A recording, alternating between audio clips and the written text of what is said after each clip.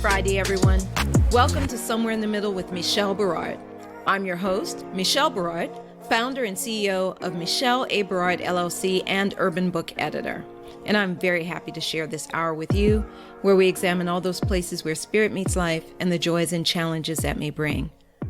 You guys know I like to start by thanking Ms. Beverly Black and Tribe Family Channel for helping me create this space for us. Tribe Family Channel is home to an assortment of thought-provoking shows that explore life, spirit, business, and culture, including The Woman at the Well, hosted by Ms. Beverly Black herself. Somewhere in the Middle was born on Tribe Family Channel, and though we've grown onto our own platform, we are ever grateful and loyal to our roots. To paraphrase an African proverb, we are here only because we stand on the shoulders of those who came before us. I want to say thank you to my guest on the March 27th show, author and community activist, DeWandis Johnson. You can connect with DeWandis on social media and at his website. If you missed that show, make sure you listen to the replay. You can find our complete show archives, including the March 27th show, at the somewhereinthemiddlepodcast.com. I also want to shout out Bruce George of the Genius is Common movement, which encourages all of us to embrace our inner genius and share it with the world. It is so very important that we share this message with the youth. But it's not just for the youth, guys. Sometimes we adults need to be reminded that the world needs our genius. Learn more about the Genius is Common movement at www.geniusiscommon.com. Now, guys, this interview actually ran a little long, and it's because there's so much to unpack here. But I think you're really going to enjoy this guest. Kaolin K originally is from Brooklyn, New York, where she raised her 2 adult children and worked in politics and the arts. In the 90s, Kaolin moved to Northampton, Massachusetts. She attended Holyoke Community College, the University of Massachusetts at Amherst, and matriculated in the opera department at Smith. Kaolin developed the Talking About Race self-study curriculum, which is designed for white people who want to foster equality in their lives, drawing upon Kaolin's classroom experiences teaching a course for college students entitled Let's Talk About Race. Kaolin has also worked in politics, organizing marches on Washington for peace and justice and for the U.S. withdrawal from Central America. And she's also worked as a health benefits field representative for Local 205 DC 1707 Welfare Fund in New York City. Deeply invested in social services and education since 1991, Kaolin also has been a member of the Anti-Racism Committee in the National Organization for Women and was their National Keynote Plenary Speaker on white privilege for their 50th anniversary celebration in Albuquerque, New Mexico. Kaolin does public speaking and consults with teachers and activists who are using her book, Talking About Race, a workbook about white people fostering racial equality in their lives. In addition, Kaolin has appeared in several documentaries and has designed study guides to accompany the book. So I'd like to welcome Kaolin to Somewhere in the Middle with Michelle Berard. Kaolin, thank you for being on the show. Thank you very much for having me. Well, I don't know if you have heard, I'm really excited to have you because you have an interesting background and the work that you do is really, I think, very important, especially nowadays. And yes. I like to ask 2 questions. And the reason I ask these questions is because I believe they really kind of encapsulate, what you're doing. They kind of really help people understand what it is that you're doing. So right. If you're ready, I'll ask my 2 questions. I am ready. Kaolin, who are you and how did you become who you are today? Okay, who am I? Let's see. I am somebody who's extremely serious about the concerns around racial injustice in this country. I am a woman. I am a white woman, and I'm 68, and I'm very happy about that. I'm not at all self-conscious about my age. It's a wonderful thing to have lived this long, and it's a fascinating experience to see the trends and the changes that people undergo in a lifetime, because I've been really fortunate. I've lived a really full life and a long time. And that's who I am. And my perspective I've always sort of done things from a real honest, truthful, authentic place within me all my life. I had had the good fortune of meeting someone when I was 18 who I fell in love with. We married, we had 2 children, we were very blessed. That person happened to have been Black or African American. He was a Vietnam veteran, George Williams. And I was fortunate, and I do consider this part of the whole identity aspect of myself, all of my life, is his influence, because we were happy at the time. Of course, we were interracial. It was 1969. And some of the responses to our union were totally outrageous, completely outrageous, and life-threatening.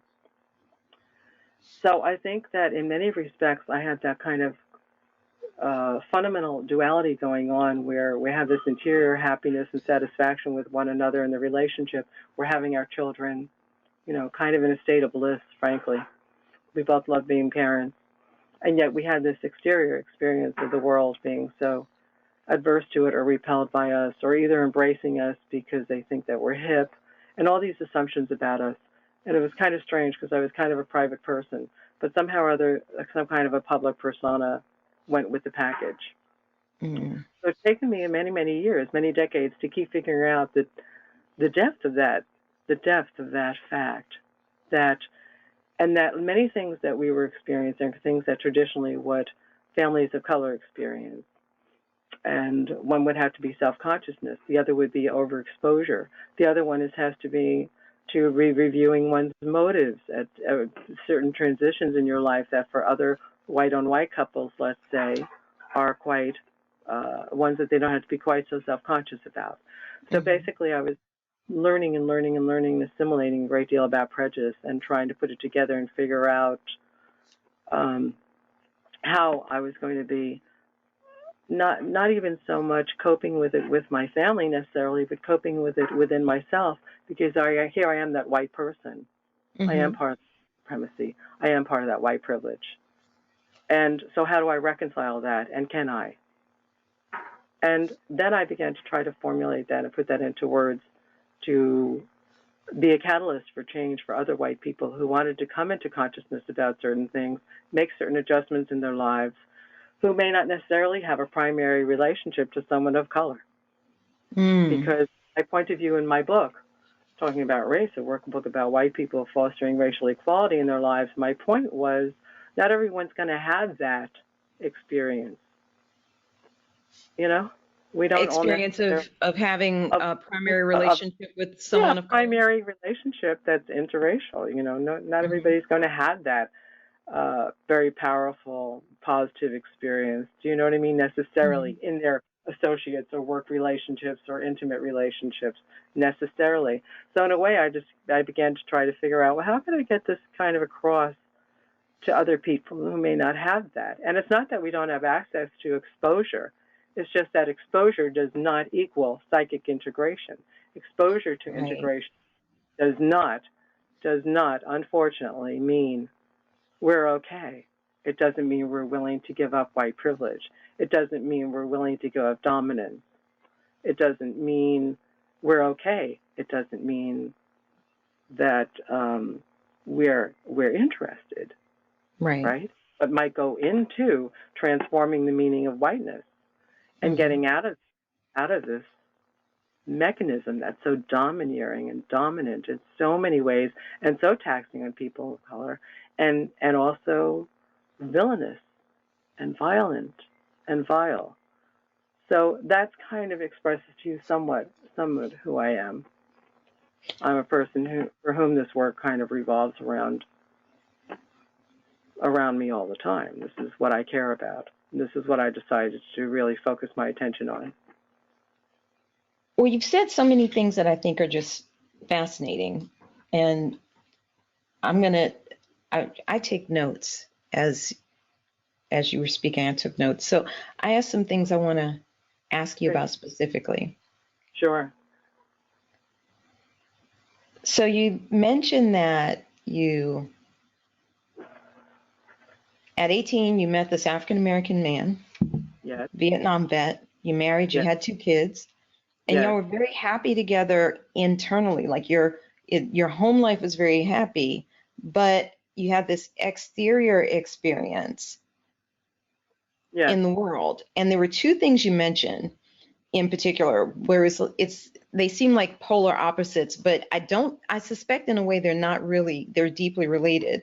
One was Yes. the folks who just met you with outrage or hatred or anger. And then there's the other side where you were embraced as being hip and cool and so Right. forth. Right. Tell us, I mean, I perceived that. Yeah, my first husband was white. And I remember we were the cool couple. We were, people wanted to hang out with us. Yeah. This was a little while later. This was the 90s. But Yeah. I feel like those two things are actually related, even though they seem opposite of one another. What are your thoughts on that?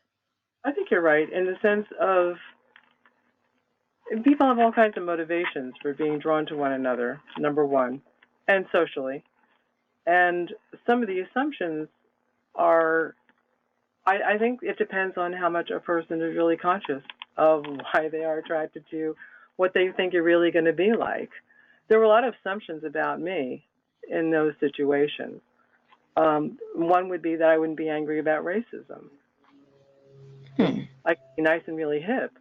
But if I was agitated about racism and expressed in a predominantly white environment, that was not okay. That wasn't nice.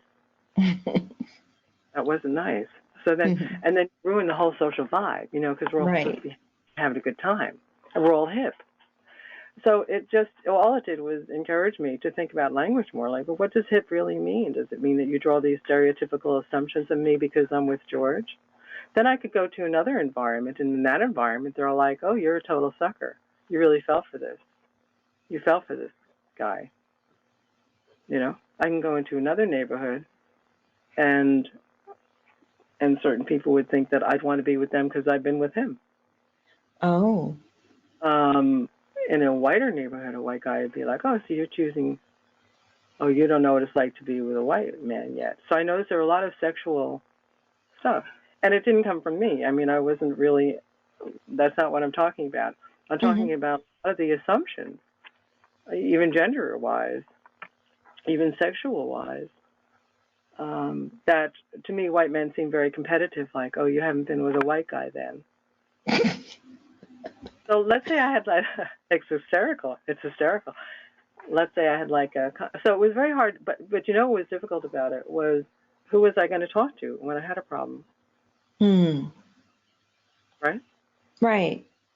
I think this is fascinating because it sounds like there's an appropriation of your sexuality on a certain level. Yes. Is what I'm hearing. Yes. Yep.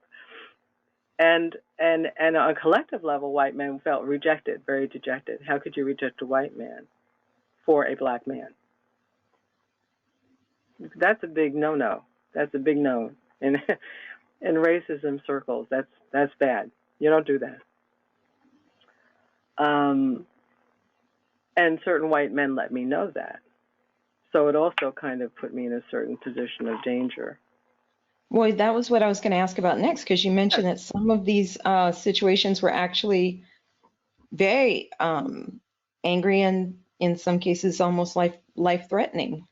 Oh, sure. And also with even just language, because some of the people who, even George, we grew up in the same, not in the same crowd, but a similar neighborhood, in the same neighborhood. So his friends would, when he wasn't around, they'd refer to him as a nigger and say, oh, you're a nigger lover. Wow, wow, wow. The people, he'd be hanging out that he trusted.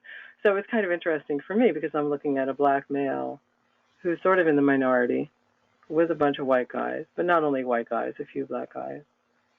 And how different the white take on George was entirely different than the black guy's take on George. In what way? Black men were more like nonchalant about George being with me. I think at that point, this is like, we're talking about 1970. At that point, I thought when I began to really take in racism for what it really is, the incredible, to me, it's a total act of murder, just blatant murder. So, because there are many ways to destroy a person and destroy a family. So, And the whole calculation is to do that, is to destroy. But number one, I remember when George's family, for example, when we got together, they were completely like almost amused by it. And after a while, I thought, it's so interesting. I guess it's because once you really experience racism for what it is, nothing's going to take you by surprise anymore. So if a white woman walks through the door with your brother, it's like, okay, man, what's up? You know what I mean? Time for a joke. Time for a joke. And that was very interesting to me. Whereas in my white environment, I was locked in a room and my life was threatened by my father when he knew I was seeing George. Wow. So I was really locked in a room, and he's an extreme case, however, so he's not the so-called normal. However, these days I'm not quite sure that's true, because I do consider racism a sociopathological problem, and a lot of psychopaths are racist. Mm-hmm. But at any rate, he had done that, and and then he threatened to kill me with a hammer, to hammer my head in. So he went to my neighbors and said, if any of them help me when I leave home, he's going to hammer their head in. So wow. This is very serious stuff, So it was interesting to try. And George seemed kind of blasé about it, like not quite hip to it, but he just came back from Vietnam. So that's another very fascinating aspect of generationally, when you're involved in interracial relations, how much the norms of that generation impact you in terms of an enlightening sense of what's going on, or also in terms of so much trauma taking place anyway that you're going to be even more desensitized to what's going on. Because, hey, if you get back from Vietnam and your best friend was shot in the head while you were talking to them, you're going to come home, and some things about racism just aren't going to be quite as big a deal as they were before you left. Right. Right? Because this changes the whole spectrum of your experience. Is shifted and changed. It's altered. Right. Well, but I would also say this, just because I've had people, this is something I've found fascinating, because it seems to me in recent years there's been this narrative that has been promoted, like Black people are so anti-white, and that we have, and like this, I know they used to have the show with George Jefferson years, when I was a kid, and he would talk about honky and this, that, and the other. But Black folks don't go around talking like that I knew. And not so me neither. And nor did anybody. I mean, white folks could come in our neighborhoods and have no problems whatsoever. People would just let them do what they were going to do. Now, I'm not saying that they could come and act out. You can't do like the guy in the Popeyes and expect not to get popped in the mouth for calling people, the N-word in the store. But I mean, if you're just in the neighborhood, nobody was bothering you. And so I think there's this really interesting narrative that almost implies that, Black folks have this big problem with white people generally. And I don't think that's necessarily the case, and I've never seen that. Me neither. But see, that's a social construction that only serves white supremacy, because you have to instill that fear in white people, or they're not gonna come up with it themselves. It's a very media centered fabrication of reality. It has never been my reality, and it hasn't been to this day.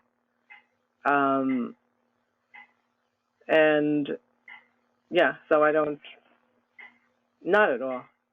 Well, and because of that, I think that maybe it's even hard to imagine.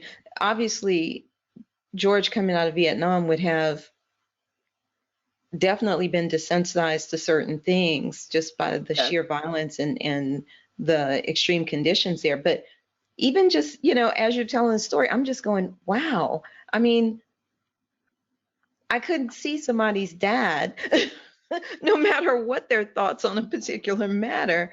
Of course, being anywhere near so angry as to threaten his own daughter's life. To me, that is such an extreme behavior. Yeah. Well, you know what I mean? Yes, he had a lot of extreme behaviors. My sister actually wrote a book about him and her. So, like I said, this is not the standard norm Okay. as far as I'm concerned. So that's not my point. I'm really just kind of expressing what my Mm-hmm. experience that shaped my consciousness. Gotcha. See? And so my experience was particularly complicated and very intense. And there was much more for me to sort out as a result. Mm. And, but I do think that it has a great deal to do with who I am, because otherwise my attention would have been elsewhere, or I may not have had to remain as focused on the significance of even that action, that affront, that outrage. Mm-hmm. So what happened, this is an interesting little moment for me about this. When I left home and when I had started the relationship and married, I really did not think that many people were going to be like my father. And I was wrong. And we see that today. Well, yeah. Okay? Mm-hmm. I think the last 5 years, in fact, the last 10 years, since Trayvon Martin, in terms of a public affect, that's when I began to feel that old kind of terror. Like, I've known for the last 30 years that a lot more white men are like my father. They don't have to be as extreme. They don't have to lock someone in the room and do that. They don't have to do that. Mm-hmm. There's other things they're doing. Because basically that's what white supremacy is, and that's what racism is. So they're at work. They're doing that. Okay? White men who are racist are doing that. So, and they have that control and they have that power to do that. We see it now in the government. We see it. We see the effect of that power. We see the effect of that white privilege everywhere we go. It's transparent now. It's not isolated in one person's home. So let me ask you a question. Yes. Because I have a couple of thoughts on this, and I'm not sure how you would perceive it, but I perceive that there are folks who do not perceive themselves as racist or part of a racist society or structure. Yes. Who are going about living their lives and do not I want to say consciously, I don't like that word though, but do not consciously, Yes. They do not intend to do things, but they end up doing them by virtue of the behavior they've learned. Exactly. Yeah. But then there are the ones who have malicious intent. And exactly. I put our current president in that group. I mean, I think he's stupid like a fox in some ways. You know, people are always calling him dumb, but I'm like, yeah, I think he's dumb like a fox in some ways. Yes. Because he plays that so that he can get away with things, I think sometimes. Yes. Mm-hmm. Yes. And my question to you about that is, are you feeling that more of those people who would not have perceived themselves to be racist before or part of that power structure before are actually kind of owning that? Or are you feeling like it's just that people who were being silent before? I think they're owning it, if I understand you correctly. I think they're owning it more because they're more reactionary. Mm. Okay, and I think this is part of the problem, but it's also part of what I was showing in my book, is when you start to work through these issues regarding white privilege, you're going to hit a bottom line of anger and rage about it. And that anger and rage can be projected onto the problem, or you can be held accountable to it for yourself. Like, why are you angry at this? Why is this an affront to you? What is it about racism that has tapped into something for you that matters? Because we don't rebel against and we don't protest against what doesn't matter to us. We don't do that. Right. It's not in human nature to do that. We, for the most part, the way it all works is, well, that kind of resonates, or it kind of doesn't. And if it does, we're gonna react. So I think that a good portion of society is holding 45 as a staple of and a symbol of. He can act out and he can do that, and they can just align themselves with him without having to be independent of him and held accountable independently of him. Do you see what I mean? They tend to attach themselves to an ideology or a theory or a reaction to a politic that they may like or dislike, rather than owning up that they're the politic. It's the theory within them that matters. Right. Their theory one of entitlement? Is the theory one of superiority? Do you really believe you're superior to, your associate at work or your teacher in school? I mean, do you? That's serious. And if so, that's really heavy. And then it gets to, well, if so, then why? Why?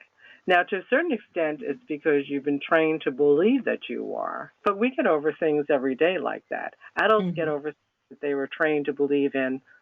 That's what the maturation process involves. When you're 10, you don't know how to buy a house.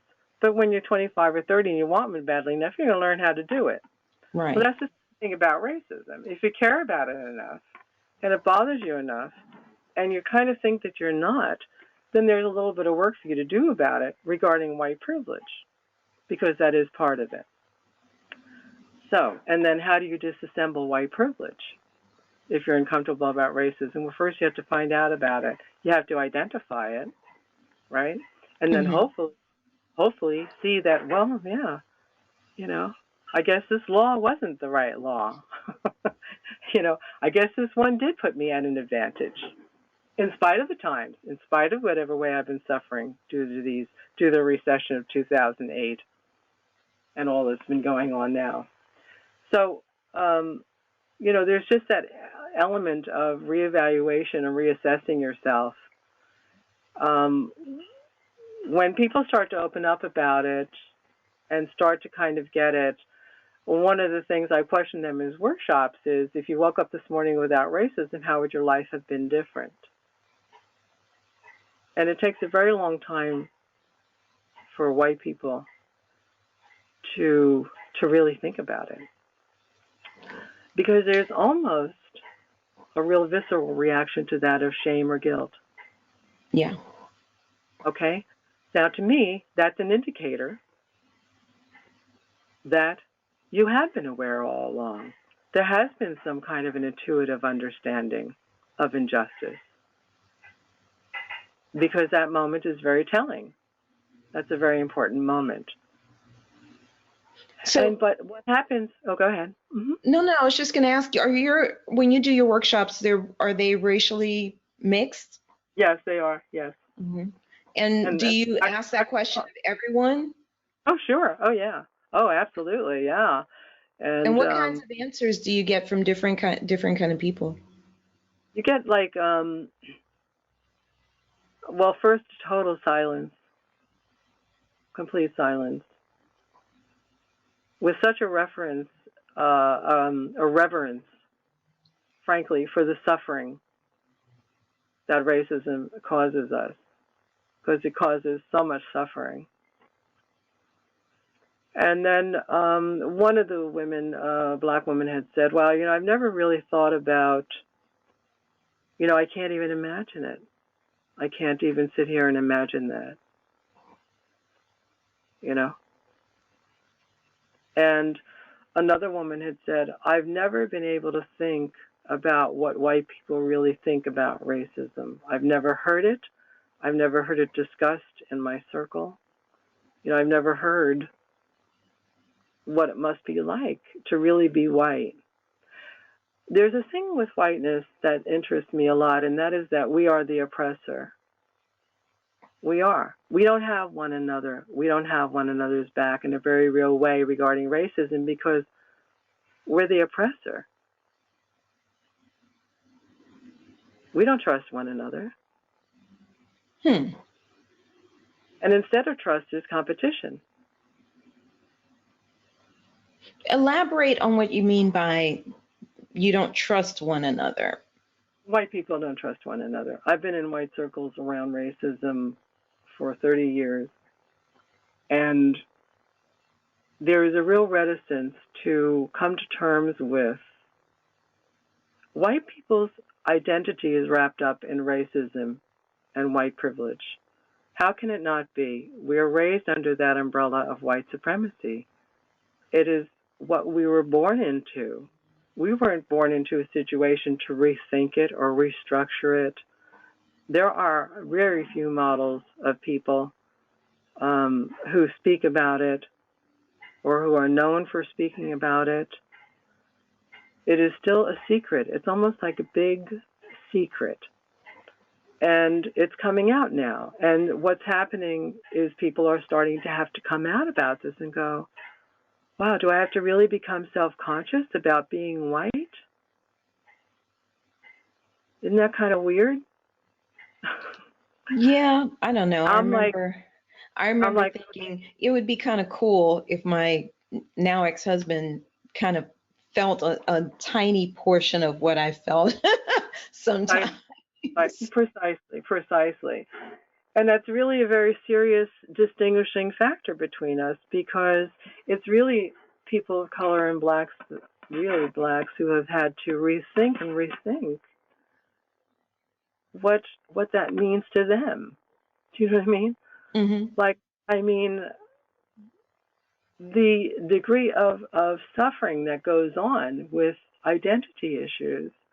In my second book, I refer to it as the involuntary construction of an identity issue. You know, what people go through trying to develop within this social construct of white racism, which isn't simply a social construct. It is economical. It has to do with mental health. It has to do with physical health. It has to do with survival. It has to do with housing. Do you know what I mean? It's not some kind of an ideological issue, you know, that's aesthetic. It's not an aesthetic. It has to do with whether or not you walk down the street and be safe, or get in your car and be safe. So, you know, and I just feel that, one of my chapter titles is the social construction of an involuntary identity crisis. Well, white people don't have to go through that. We don't have to go through that. When we get together, we don't get together and discuss what it's like being white. Do you know what I mean? Yeah. We don't have to say, oh, I didn't get the job because I was white. We don't have to do that. That's when you imagine that, what that would be like, to not have to rethink how or why, right? Yeah. In relation to color, to your identity, to your ethnicity. It's like white people on a vacation compared to people of color, as far as I'm concerned, regardless of their suffering around a zillion other issues. And there's a lot of suffering, because we all suffer. We're human beings. We're all going to suffer. But we're not suffering for the same reasons. And we're not having to process that suffering in the same way, because the content of that suffering is quite different. And the consequence of that suffering is quite different. And that's deep. That's heavy. And in interracial unions, that is extremely heavy. Because also, there's a lot of role playing in any kind of relationship that's of any consequence to anybody. We're going to play certain roles. We're going to fulfill certain expectations. In interracial relationships, especially. Let's look just in my own situation. My children are children of color. I'm a white woman. I was a white person within a family of color. Do you see what I mean? I was not the dominant white. I was not the dominant mother in a family in that respect. Do you see what I'm saying? I had white privilege. Clarify what you mean by that. I had white privilege, but I'm in a family of color, and I'm raising children of color in a white supremacist country. Right? So how did that change your role as a parent? Oh, I think it made me more, I think I acquiesced more to being less of an authority figure than I may have been otherwise. Ah, interesting. Absolutely. And it's so funny, because when I'm around a lot of white people and white families and white women with their children, and I listen to them, and it's even interesting just hearing how they assert their authority over their children, and not in an abusive way at all, in a totally appropriate, given whatever, in the child's enthusiasm for what they're doing, and the ongoing monologue. I love it. And, it's fascinating, but so utterly different. It's so utterly different than the way I would do it. Interesting. Because I would listen and listen. And part of what I'm listening for is the impact of white supremacy on them and how much it's altering their self-esteem at different stages. Yeah, at different stages of development. Because I knew who they were at each stage. I knew the joy. I knew the effervescence. I knew their wellness. But at each stage, as is the case as far as I'm concerned with all families of color, I mean, this is where that big, the talk, I had to have the talk with my son when he was around 12 or 13, about his safety, and he felt, I'll be, and he's light complexion, biracial, it's okay, I'll be safe. And then, no, of course not. So, and how do we deal with that? How do you approach with that? So that's very different. It's very different than raising white children, in which I'd have to be saying to them, you may find yourself safer in certain situations than your friends of color. So therefore, this is kind of how we're going to deal with that as a family. As opposed to the conversation, like I'm sure you have with your son, I've had with mine. I had to actually tell my son, you cannot do what the little white boys in your class do. Absolutely. Because you will get in trouble and they may not. You can't always follow behind what they're doing because, if they wanted to be little class clowns, that was fine. But if you are a class clown, you're going to probably be disciplined. Precisely. And then and you can see how much that kind of influences their enthusiasm around their normal, natural enthusiasm. Yeah. And then the take on it is, and then that beginning of having to separate oneself from their friends in terms of, well, my friends had that freedom and I don't. Now, it may not be seen in that language like I'm expressing it, but this is part of what we see in our young boys. We see them growing, developing, and going, wow, it must be kind of nice to be white, Yeah. Well, it's funny that you say that because I actually ended up initially with my son, he was at a predominantly black school at first, and then Atlanta has magnet schools, and we got him into the magnet school system, and all of a sudden he started having problems in school, problems he didn't have before. Oh, yes. And I would go to school and for example, he did not, and I think this is maybe a male thing. I'm not an expert in child development, but my girls tended to be pretty relatively organized. Like if you said, have you got your homework done and this, that, and the other, they would have it and they turn it in and there was no problem. Yes. My son he wasn't as good with the paper bit at first. So I spent a lot of time when I realized that was what was going on, I spent a lot of time working with him and getting a binder organized in a certain way and so forth. And then I went and met with the teachers in 4th grade and said, hey, listen, I know y'all like things done a certain way, but I think he needs more structure. And this is the structure I'm giving him to work with until he knows how to develop his own. And I'd like you to work with me. 4th grade teachers, no problem. Everything went great from that point forward. But then come 5th grade, again, I did the same thing. This time, beginning of the year, I said, listen, this is what we're doing, blah, blah, blah. I have the system in place. I'd like you to work with me. And I got so much pushback from these teachers. And this was a team that had no black teachers on it. The 4th grade team did have a black teacher on it. I got so much pushback and I'm like, so you would rather him not be as successful than to just let him do this system that I've taught him? You know what I mean? Like what is your... Oh, yes, I know what you mean. Yes, I do.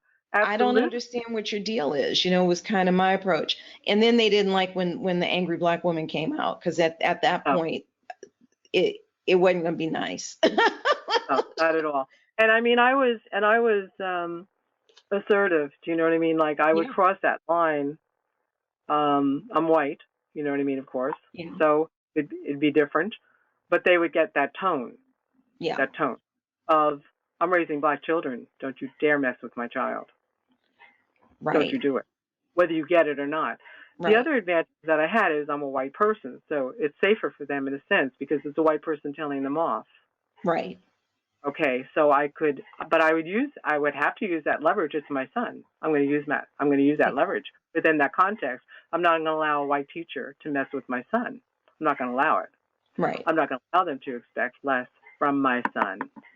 That's not without me calling them out on it. But they wouldn't necessarily know why I was doing that or why Right. that angst. Why that angst? You know what I mean? Yeah. Which is a of color angst. You know what I Right. mean? Like, Right. and this is where language and identity gets really, really interesting as far as I'm concerned, because and then I would start to take that control over the situation for as long as I could. But meanwhile, as a mother, and this is something that I say to all mothers of children of color, is meanwhile, we know that bad, lousy habit of being disorganized is a reaction to the racism. We know that. We know that is not the direction that child would have gone, right? Had the same expectation been met of them as it had been of the white child sitting next to them. I'm gonna say that I don't know the answer to that myself because Yes. I watched the different personalities of my children. And I have two girls and my sweet baby boy who's now a young man. But Beautiful. Good. I had three very different children, Yes. personality-wise. And I watched as each of them developed their organizational style. Yes. One of them was a total type A. That's the one who's like currently in law school. She was a Yes. total type A personality, got her stuff together very young, very quickly. Yeah. No problem. The middle Yes. one, she knew what was going on, but I'd look at it and go, this looks like chaos. But if you know what's happening, I'm going to leave it alone. Sure. You know what I mean? She'd have papers sticking all out of the binder and everything, but she knew That's curious. Yes. she knew what she was doing. She got the papers turned in. With Michael, it was definitely, I think it was more a personality thing for him than anything else. But there could have been some part of that was reactionary because that school ended up being pretty problematic. And yes. I can imagine that had you gone over there and had a similar conversation with the teachers, conversations would have gone differently. I actually had left in tears one day because the teacher basically said, oh, well, he has no friends because he's not doing his work and blah, blah, blah, blah, blah. And I was like, what are you talking about? I was fascination of him. Yeah, I was like, I'm pulling him out of the school. And it was another teacher who stopped me and said, listen, he's too smart. He belongs here. He needs to be here. Don't do that. Don't pull him out. And she's the only reason he stayed there. Yeah. But I found out later that teacher was completely lying to me. Oh yeah. Yeah. Oh yeah. You know? Oh, yeah, absolutely. And I had to go to the principal. I said, I can't entertain this. This is too much. And I don't think that you as a white woman would have been handled the same way by that teacher. Right. And it's really difficult. It's a difficult situation. And then I've got mixed race in two, I guess, ways. I've got my first two children were by my first husband, who's white. My second husband was from Nicaragua. And so there are other dynamics there, with the Hispanic element added in. Sure. And just the way people are with regard to the kids. And I think you have to be very fierce protecting your children in general, but Black boys in particular. I always felt in some ways less concerned about these things for the girls because I think the girls got cut a lot more slack. Yes, maybe because they were female, maybe because they were more fair-skinned, but particularly for the boys. What are your thoughts? Well, I feel this way. I feel like this gets into another very serious gender problem area because the ways in which we have to reassert ourselves with these teachers who are racist, okay? Mm-hmm. It's a very big deal because our son, who is growing up and trying to be independent of us in the normal and somewhat natural ways that are necessary, they're having to also observe us overseeing and protecting them in this particular way. Mm-hmm. That is a result of white hatred of blacks, period. There's no other way for me to frame it. Because even whites who claim to know about racism, well, why don't you know about it? How can you possibly not know? Honestly. So, and now it's possible. And I've spoken to all different kinds of people in all kinds of situations. So everything, if we can take everything within context, that's one kind of a conversation. But in terms of a generic, across the board type of thing, our sons are watching us have to assert ourselves again and again in their defense. Mm-hmm. Their defense. That's completely contrary to how young boys are supposed to be and be needing to be and are wanting to be and hoping to be. They're not wanting their mothers to have to be in defense of their normal, natural instincts to do whatever they're doing. You know what I'm saying? Regarding their education. I've never known a boy who wants a mother to have to show up at school to kind of outsmart the teacher to be cool with them. That's a lot. That's a lot of role play. Yeah. You are the mother of three, you have this, you have a business, you're doing this, you're probably going to school, whatever you're doing, plus you're married to your wife, plus you're this, and you have other relationships. I mean, how many relationships are we supposed to handle in one day? Right. How much more are we supposed to be able to take on?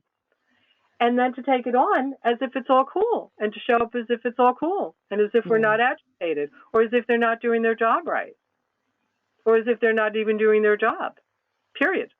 And that's another area, because that gets into all kinds of issues that have to do with educators and the system and all of that. So, but basically, I know that there were moments when you're trying to gauge, his freedom. Let him be his autonomous self. Right. Who knows who he is at 11 years old? Let him be who he is. That's what we want. Mothers want our kids to be who they are. That's really what most really want. And we just want them to be in environments where they're able to be who they are and be safe in who they are. And part of being safe in an educational environment is that you're being educated, not being criticized, not being ostracized, or ignored. Precisely. Yeah. So, and that's what.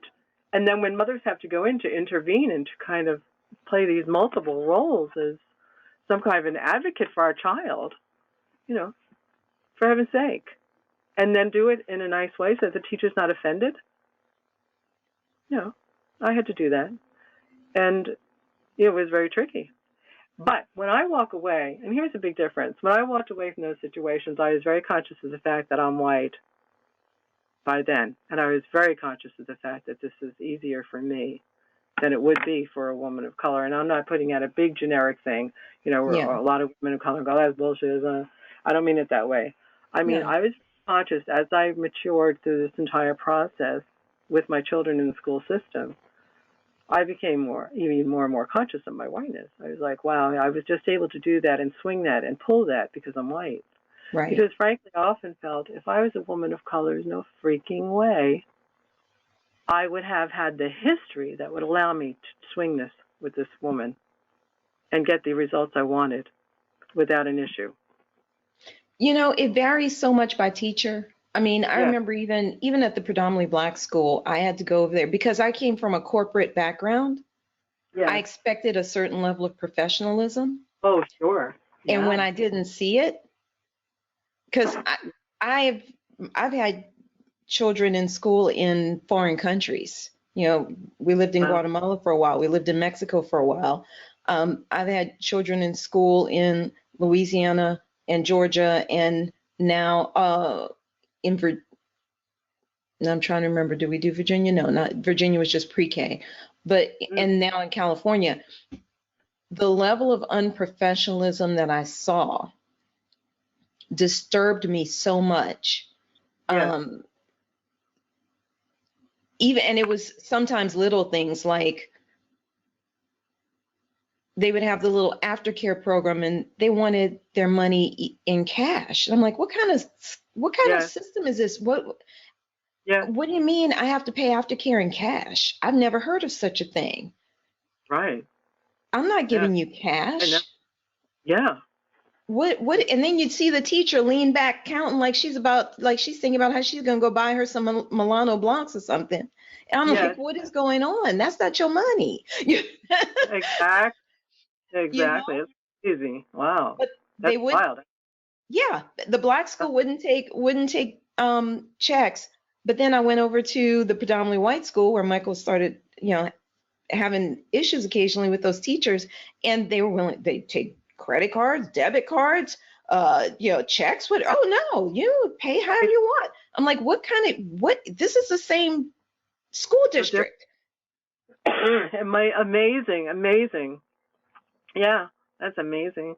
It's Like hysterical. weirdness. And so I even had issues with those because I was like, well, why am I getting things back from your teachers that sound like your teachers don't understand the English language? I don't understand. Right. That this is not correct. And Right. why is she telling my child this? Right. And you do understand that my children are very smart. So if you tell one of them something, they're going to show it to the others, and they're going to say, "That your teacher's stupid." Yeah. So you can have those issues for different reasons with different teachers in different schools. I think the system is so spotty. You know what I mean? Absolutely. Yes. And I'm sure this would be a fantastic program in and of itself, with people sharing their stories about their children in the school systems and what they've had to do, because you end up being, an interpreter. Yeah. So much in the process of trying to deal with one issue that seems bizarre, or peculiar. So I think that with my work again and with my book, what I try to do is present the fact that when we think there's something wrong, there is. There is. Yeah. And we've been trained to not recognize what's been wrong. That's changing now. I mean, the politics of the times is so outrageous that the transparency of stuff that people have been in denial about, they can't be in denial of it anymore. It's all out there. So in a way, this is a big clearing away of what white supremacist norms are and assumptions, and how dangerous they are, and how vile it is. Do you think that people are seeing things in a way that is almost similar to the way that so many folks started waking up, and I call it waking up, consider it waking up, waking up in the wake of the civil rights movement? Like Emmett Till's mother, for example, saying, "I want an open casket so that they can see what they did to my son," and how that was a great awakening for people, and how watching people getting beaten in the streets just for marching and singing was an awakening for people. Do you feel like you're seeing something similar now with the Tiki Torch people and people running over folks with cars for being out there protesting against those type folks? Yes, it's a great question. I think I have two answers to that question. So the first one is with the civil rights movement, when that came into being and was becoming more transparent because of technology, right away it was clamped down and shut down upon because it was so powerful. So that's when, I don't want to get too into political parties and all that jazz, but that's when the far right began to really clamp down on it all and go, oh, no, we're not going here. We're going to make sure that, well, one of the things they did was they made sure that ketchup was considered a vegetable for public schools. Ketchup. Right. Okay. So, and that's what they began to clamp down and shut down on the potential of the civil rights movement to be really life-changing for the country as a nation. And meaning non-reversible progressive change toward humanitarianism and civil rights and human rights and social justice. That was the end of that. When now people are in shock. So now it's almost like everyone has post-traumatic stress disorder from this. The biggest aspect of it all for me is technology-wise. There's so much knowledge now that people can't be in denial about racism. But if you really haven't figured out what racism actually was to begin with, it can almost go right over your head, because it's going to be tapping into all other kinds of levels of trauma for you. You know, who's going to really care if they're in denial about white supremacy or racism to begin with? How much are they going to care about someone being murdered because of it, who's protesting it? Do you see what I mean? Like, to me, it's a much more personal experience, racism. It's not collective. It's not, it is both. It's both. It is political, it is collective, but it's very personal. My point and my contribution to this whole platform is you must take it personally. You must own it personally. You must. And you must do so with a suspension of judgment and with humility. That's our obligation as citizens, is to review it and reassess it and own it, because it's our problem, independent of one another. It's our problem. It's not only a collective problem. It's not. And that's the problem. So for me now, when I see everything going on now and how people are responding to it, it has ignited an enormous amount of consciousness. It has absolutely fired people up in a place that matters tremendously. But at what cost? If they don't get it personally, if they're not really getting it, because racism is really personal. It's really a personal thing. So you can go out there and fight there and do what you're doing, but if you've not really changed and you don't have psychic integration and you don't really believe the person next to you is like you and you're not better than them, then you're still in trouble. We're still in deep trouble. No matter how many murders there are, we're still in deep trouble until we get that, as far as I'm concerned. Right. As far as I'm concerned, we're in deep trouble. Let me ask you this. Mm-hmm. I'm sorry, let me ask you this. So the people that you work with, are these folks that are coming to you saying, I recognize that there is an issue and that I have a place, I have a part in this and I need to deal with this? Or are these people that maybe, you know, they're being sent to you for some reason, whether it's a corporate environment or what have you? Well, in the past, what's happened is people have come representing other people who they believe have a problem. Almost like an interventionist type thing? Yes, yeah, truly, yes. And, you know, a friend of mine said a few years ago, nobody wants to talk about race, right? Which is one of my lectures is the unspoken deep pain of racism. And the other one is the spirit of change, working the racial equality muscle, because we're all resistant to change. Of course, if the more trauma we're exposed to, the more insensitive we get to trauma, frankly, unless it's worked out step by step. And who's going to do that when they're even more and more traumatized by a variety of other things coming into their lives and their families' lives? I mean, it's a difficult thing. One of the things I've always said is racism, the whole thing of white supremacy needs to be really dealt with much, much younger, because by the time people are 50 or 60, they wake up and start to get it, because they've already begun the road of real suffering, of the ending of things, the ending of their friends' lives, illnesses they didn't expect. This is, you know, it's an interesting time in our lives. But it's one in which many times white people just start to come to terms with loss, deep, deep loss.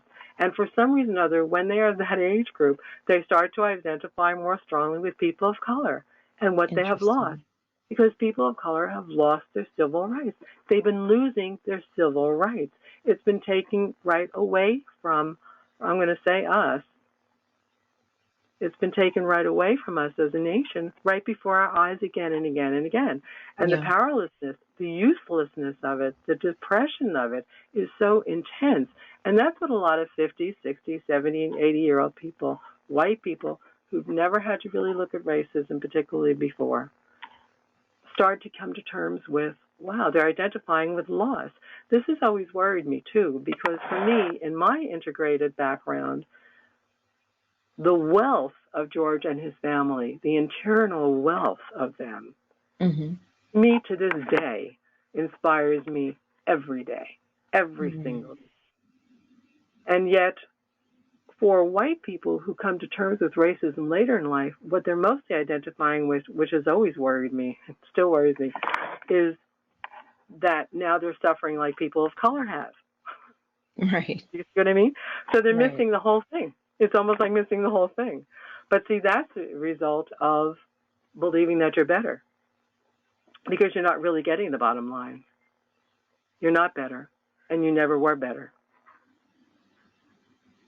Right? Yeah. You're not. And this is the reality in this country that I'm hoping is the next step in the wake-up process that you referred to. And waking up is really, really a fine term. It's exactly what it is. It is waking up. And we've been trained to be asleep, and a lot of money's been invested in our being asleep for as long as possible, for entire lifetimes, most of us, and for the last 100 years, a couple of 100 years. And now we're waking up. And technology has helped enormously in that process. The exposure to the truth, on YouTube, on Facebook, the connections, the connectedness has been just astronomical in our collective healing process. But it has been like ripping a Band-Aid off. That's precisely. It has been tricky. What are your thoughts in terms of? It has been. I always say it's like putting a Band-Aid on a gunshot wound. Do you know what I mean? And we need to get into this wound. We need it. We need to get in there. I always feel so optimistic, though, because I watch my children, right? Yes. And I went to predominantly white schools. And in elementary school, everybody played together at school, but we kind of went off our own directions once we got home. Even though we were all basically, many of us were from the same neighborhood. You cross over one avenue, though, and that was predominantly white. You cross back over to the other side, and it's predominantly black, right?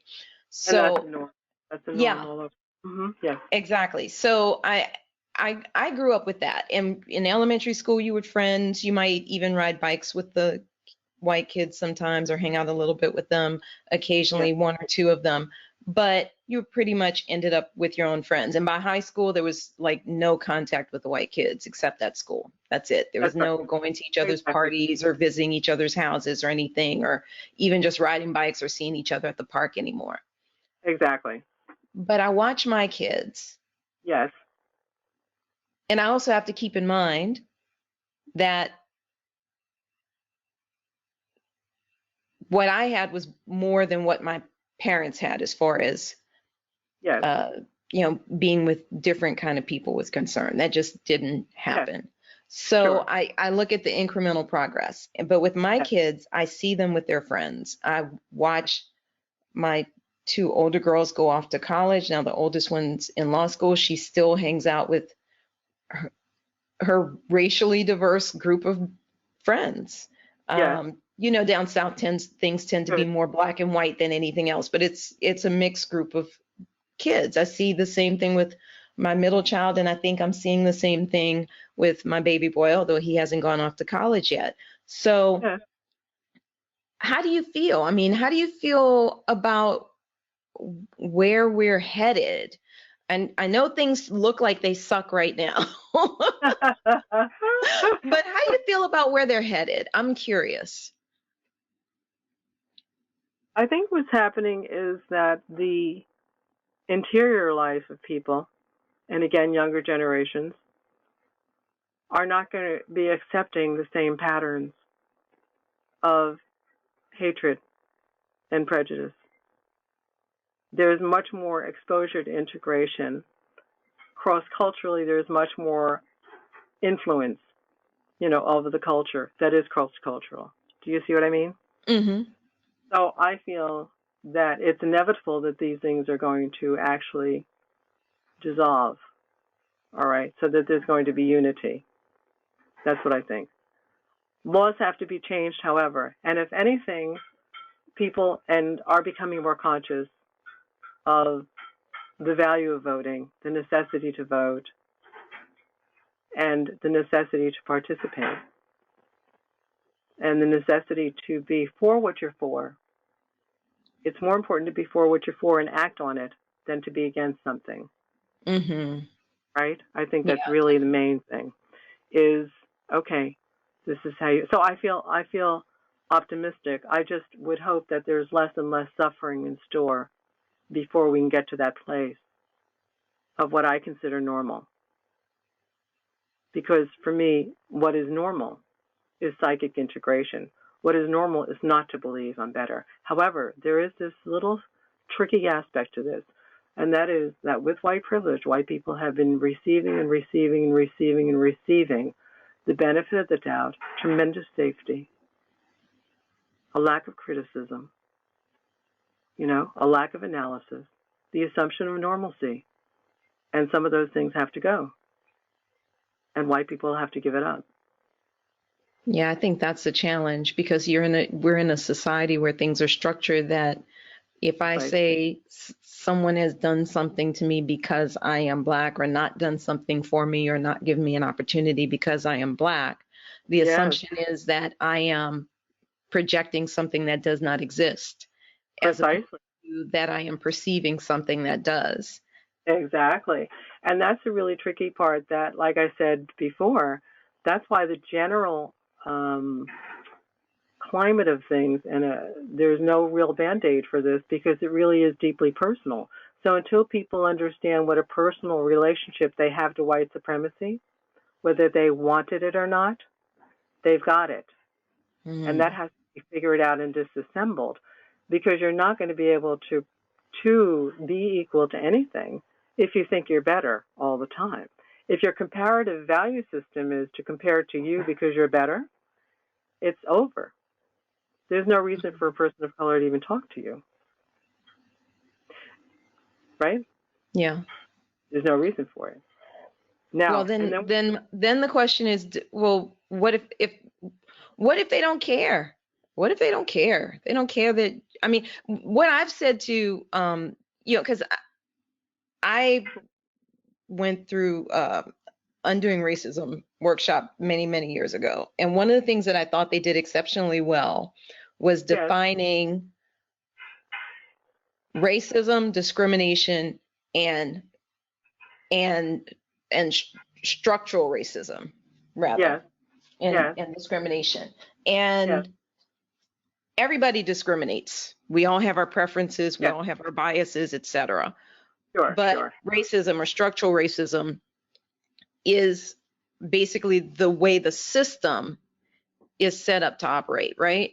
That's right. And if you've got a system that's set up to operate in your favor, what incentive do you have to change it, right? I mean, you're right. It's like, well, that's the key problem. Every system in your body wants to just perpetuate itself and wants to protect itself. That's the nature of systems. So what incentive do you feel, if you were to give right now, like one big incentive to someone who feels like, well, this benefits me and I don't really care one way or another. I don't have to have Black friends. I don't have to talk to people. I don't, I go to work and maybe have to talk to the occasional Black or Hispanic or Asian or whoever person, but I don't really care. What if you had to give them one incentive to change themselves and thereby help change the system, what would it be? Freedom. Freedom. Don't you want freedom? Freedom from what? Prejudices, your prejudices and your hatred and your fear, because you can't have those particular prejudices without being really scared that it's going to be taken from you. I mean, that's one of the things I would say. The other thing is, I've spoken to white people who said, but I have the edge. Why should I bother? Racism is an issue for people of color. It's not my issue. Mm-hmm. Right? Which is essentially what you're saying. Right. And it's true. But you either want to match your ideals or you don't. Very rarely do you speak a white person about racism who doesn't have some idyllic sense of themselves, either as a philanthropist or something, or humanitarian. This is really ingrained in white consciousness, is that we are the beneficiaries of something very special, for the collective, somehow or other. And we're trained to think that way, and we're trained to think that way in schools. And plus we do have the concrete economic advantage. We have that. Do you see what I mean? Mm-hmm. We have that access. We have an access with ease that others don't have. So, you're saying to people, why would you want to give up your freedom? Why? But I'm saying for more freedom. Or to live up to their own sense of who they are. This has been my thing. Believe you are. You believe, I can't, very rarely do I meet a white person who doesn't think they're a great person or a nice person. I mean, it's impossible. Right. Go anywhere. Absolutely. And we go, what do you think about yourself? Well, I think I'm a good person. I've done this. Yeah. Really? And why do you think you're good? Well, I like this, and I care about the world, and I care about this, and I care about that. And I'm like, good. And what about racism? Oh, well, racism, it's just such a big deal. There's nothing I can do about it. You know what I mean? That's usually the response. Yeah. So I'm like, why don't you live up to your, well, why is there nothing for you to do about that? I mean, if you wanted to go to school, did you find ways to get into school? Did you want to have a family? Did you find a way to have a family? I mean, white people are geniuses at getting what they want, figuring out what they want for themselves, and getting it. Okay? Now, why? Because of white privilege. Right. Right? Because we believe that we are, because we believe they have that right. Do you understand? Like, we were trained to believe we can do that. It's funny. I've even met black people who look at me and they go, why didn't you have more? Shouldn't you have more because you're white? And it's true. And I have to be ashamed of it. I go, you're right, I am white. I didn't manipulate my white privilege. I didn't do it because I'm not a racist. Wow. So I couldn't do that. Yeah. I've known white men, who I talked about in my book, in fact, who have chosen not to have children because they refuse to exhibit their white privilege through having any kind of authority over a child. There are white people who are trying desperately to find their way to dissolve the impact of white privilege in their lifetime, in their choices. And that is really interesting. How would not having a child, and this is me being completely ignorant of this concept. Yeah. How would that help? How would not having a child? They're not going to contribute to the confusion of the power over a developing human being in the country. They're not going to do that. They're not going to be exuding any of their authority in that particular way because they have enough of that to do with white privilege as their life is childless. They get enough of that. They get an opportunity enough for that on the job. They get an opportunity enough of that as a teacher. The assumptions of whiteness and normalcy and authority are tremendous. The expectation is whites will have it together. It's interesting. When 9/11 happened, one of my friends of color had said to me, what really blew my mind and scared me to death is if that white President Bush couldn't do anything for his own people, he sure as hell isn't going to do a thing for us. Oh, well, yeah, we saw that again. Right? But that's deep. Yeah. That was deep. Yeah. Because what she really was saying was, my expectation is he will be taking care of us. And me as a white person, I'm going, how could you possibly think that? Especially with him. But how could you possibly think that anyway? Yeah. Right? And this is where we've been. And this is where we are. And this is why we see what's going on in the world right now today. But am I an optimist? Absolutely. Well, you wouldn't be doing this work if you weren't an optimist. Of course, I wouldn't bother. I'd be doing something. I'd be out making money somewhere. Or better yet, you just run. You know what I mean? I've been looking at an escape route, just so you know. Then I'd invite my black friends over for a lovely, elegant dinner, You know what I mean? Going, here's white privilege for you. Here, let's sit down and enjoy it. Have fun. You know what I'm saying? But that's not the way that I've chosen to live, which goes back to your original question in the beginning of the program. Who am I? That's who I am. I think that's fabulous. Yeah. I think that's fabulous. Well, Kaolin, Tell the audience, how can they connect with you? What do you have going on, and how can they connect with you?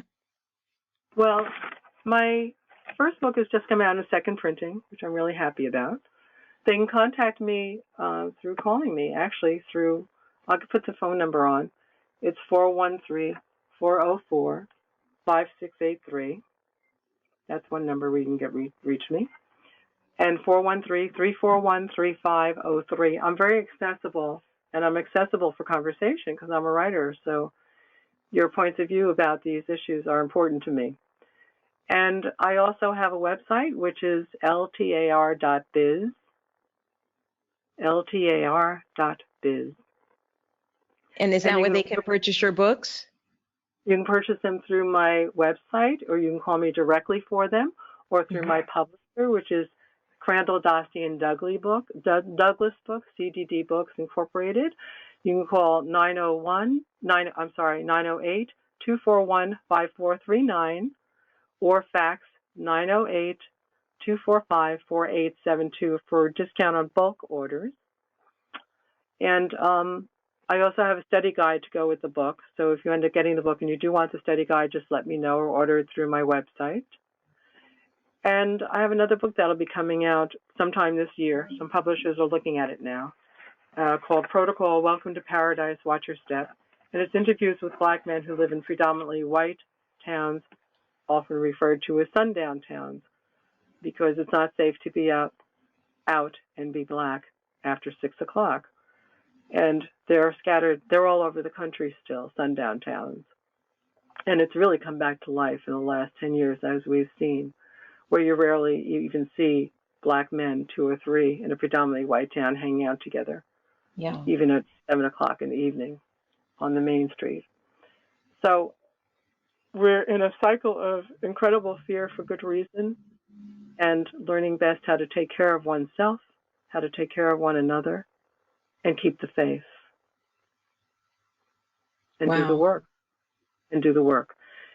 And my message tonight before closing would be to white people, please do the work. And if you have any serious issues with all of this that you do care to discuss, I'm very accessible. And you can always contact me through my website, and I'm also on Facebook, K. Kaolin on Facebook. And I'm very, very receptive toward responding to your interest in this subject. So that's it. Kaolin, thank you so much for being on Somewhere in the Middle with Michelle Berard. And thank you so much, Michelle. It was great talking to you. Wonderful. Well, that's our show this week, guys.